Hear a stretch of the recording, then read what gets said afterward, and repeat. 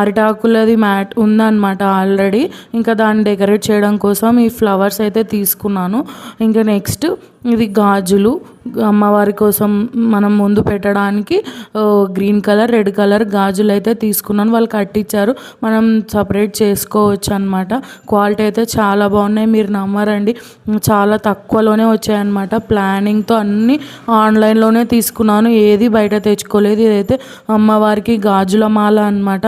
చాలా పెద్దగా ఉంది, ఫోటోకైనా కానీ విగ్రహంకైనా కానీ సరిపోతుంది అనమాట. క్వాలిటీ అయితే చాలా బాగున్నాయి. అన్నీ ప్యాకింగ్ అయితే సూపర్గా ఇచ్చారు ప్రతి ఐటము. కొన్ని అయితే అసలు ఓపెన్ చేయలేదు, నేను అలానే ఉంచేసాను. మీ ముందే ఓపెన్ చేస్తున్నాను.